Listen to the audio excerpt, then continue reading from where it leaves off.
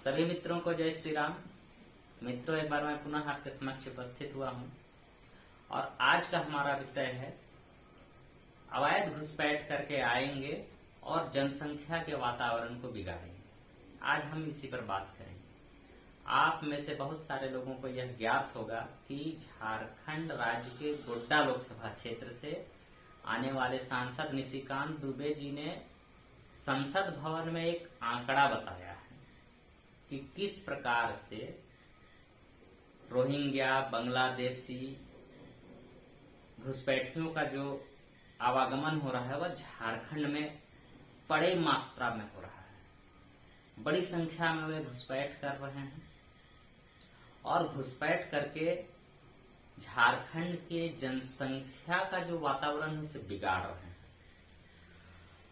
इसमें एक बहुत ही गहरी सोची समझी षड्यंत्र के द्वारा क्या होता है कि वे पहले आकर यहाँ अपना पांव जमाते हैं और झारखंड तो आदिवासी बाहुल्य क्षेत्र है जिससे कि बहुत सारी सीटें आरक्षित होती हैं आदिवासियों की। अब उन आदिवासी क्षेत्रों में जब इनका घुसपैठ होता है तो वे इस आरक्षण का उन्होंने काट निकाला है। जैसा कि निशिकांत दुबे जी ने संसद भवन में एक सूची प्रस्तुत की है जिसमें 100 से अधिक जनप्रतिनिधियों की यह सूची है, जिसमें वार्ड पार्षद, पंचायत समिति सदस्य, मुखिया, जिला परिषद सदस्य, सारे लोगों की है। उसमें एक बहुत ही भयावह विचित्र बात है।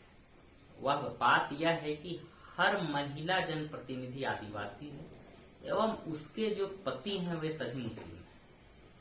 तो मित्रों, यही घोर षड्यंत्र चल रहा है। जैसा कि आपको पता है, राज्य सरकार हो या केंद्र सरकार, यह संविधान से चलती है, परंतु वर्षों से यह होता आया है भारतवर्ष में आक्रमण करो, आक्रमण करके या किसी अन्य प्रकार से घुसपैठ करने के बाद धीरे धीरे वहां अपनी जड़ें जमाई जाती हैं। जड़ें जमाने के बाद वे सरकार का जो तंत्र है उस पर हावी होना चाहते हैं।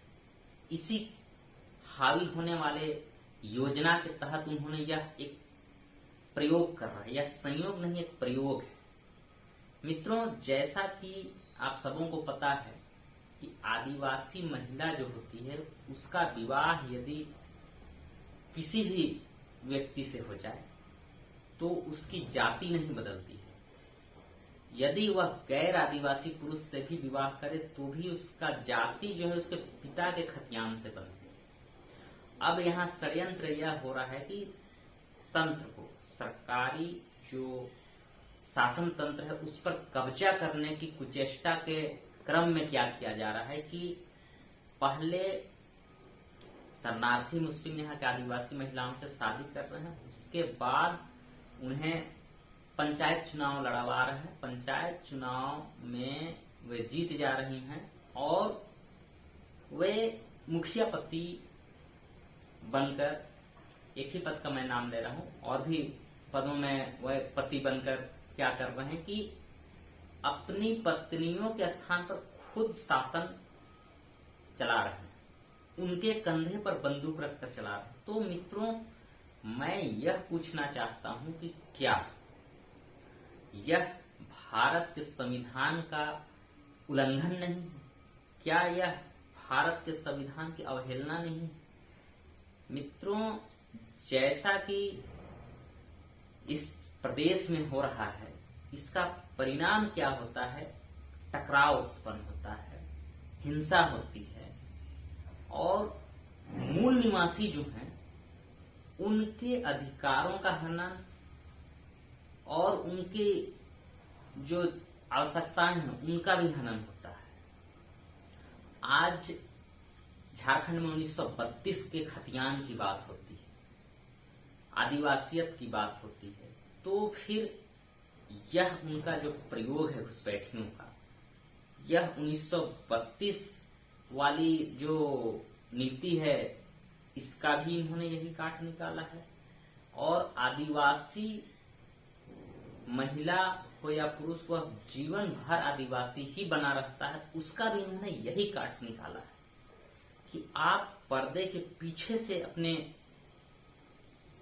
गलत मंशा जो है आपकी, उसका संचालन करें। मित्रों, इस विषय में राज्य सरकार और केंद्र सरकार दोनों को बहुत ही गंभीर विचार करना चाहिए और विचार करके निर्णय लेना चाहिए कि क्या जो आदिवासी महिला गैर आदिवासी पुरुषों से विवाह करती हो, क्या उसकी आदिवासी की जो पहचान है उसे और अधिकार को समाप्त नहीं कर देना चाहिए? क्या उसे गैर आदिवासी नहीं घोषित करना चाहिए? मित्रों, यदि इस प्रकार का कार्य किया जाएगा तो इससे हमें दोहरा लाभ होगा।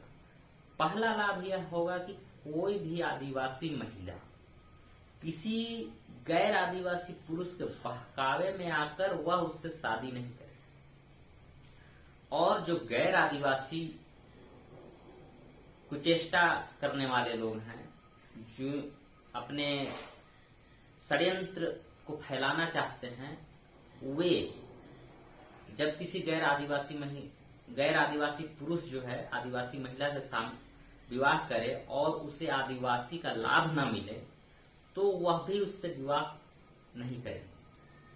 मूल रूप से यदि किसी आदिवासी महिला के आदिवासी होने का अधिकार समाप्त कर दिया जाए गैर आदिवासी पुरुष से विवाह करने से, तो इसे रोका जा सकता है।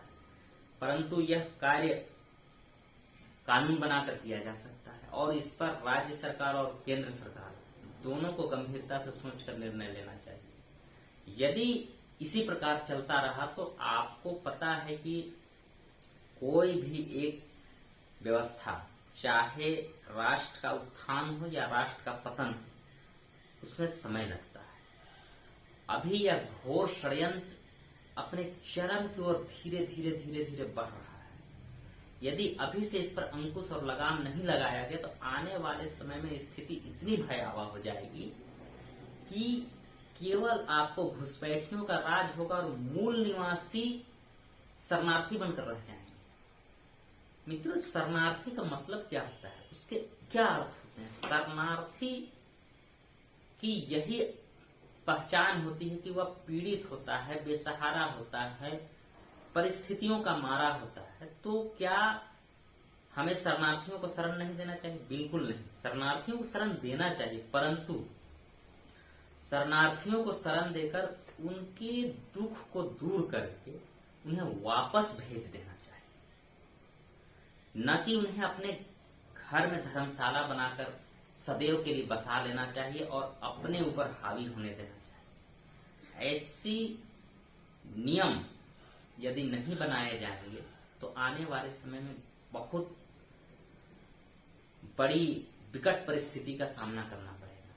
कोई भी शरणार्थी यदि आए तो उसे एक तय समय सीमा तक ही भारत वर्ष में रहने की अनुमति दी जाए। देश में जो सीए और एनआरसी है, इनका कठोरतम अनुपालन है। देश में एक आंकड़ा बने कि मूल निवासी कितने हैं और शरणार्थी कितने हैं। उन शरणार्थियों को एक तय समय के बाद उनके मूल स्थान जहां से वे आए वहां भेजने की प्रक्रिया होनी चाहिए। जब तक ऐसा नहीं किया जाएगा तब तक बाहर से भर भर के प्रत्याशी, गाड़ी भर भर के, नाव भर भर के, पैदल जो जैसे संभव हो सकेगा मुंह उठाकर इस भारत वर्ष को धर्मशाला समझकर आते जाएंगे और यहाँ अपनी जनसंख्या को बढ़ाते जाएंगे। जनसंख्या नियंत्रण भी इस दिशा में एक कठोर कार्रवाई होनी चाहिए। यदि जनसंख्या नियंत्रण, एनआरसी और सीए को एक साथ मिलाकर लागू नहीं किया गया तो भारत के संविधान का भी हनन होगा, उसकी अवमानना भी होगी, मूल निवासियों के अधिकार छीन जाएंगे और आने वाले समय में भारतवर्ष का जो भौगोलिक परिस्थिति है, जनसंख्या की जो भौगोलिक स्थिति है, जो अनुपात है वह समाप्त हो जाएगा। और जब कोई भी चीज जब बहुत अधिक बढ़ जाए तो उसे अंकुश कर पाना बहुत ही कठिन होता है, असंभव हो जाता है। इसलिए सरकार को तत्काल इस पर गंभीर विचार करते हुए ऐसे कानून एवं नियम बनाने चाहिए जिससे कि शरणार्थियों का भला हो, परंतु शरणार्थियों के कारण मूल निवासियों का कोई अहित न हो।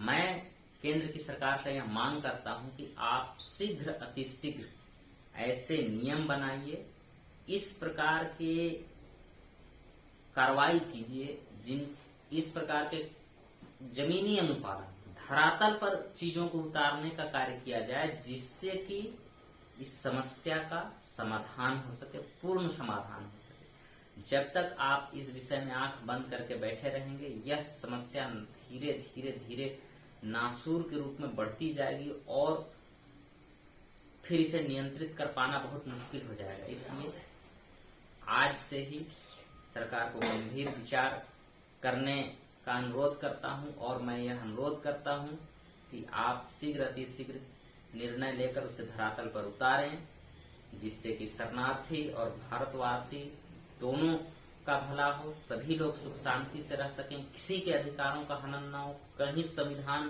की अवहेलना न हो। इन्हीं चंद शब्दों के साथ और आग्रह के साथ मैं अपनी वाणी को अंत करता हूं। जय श्री राम।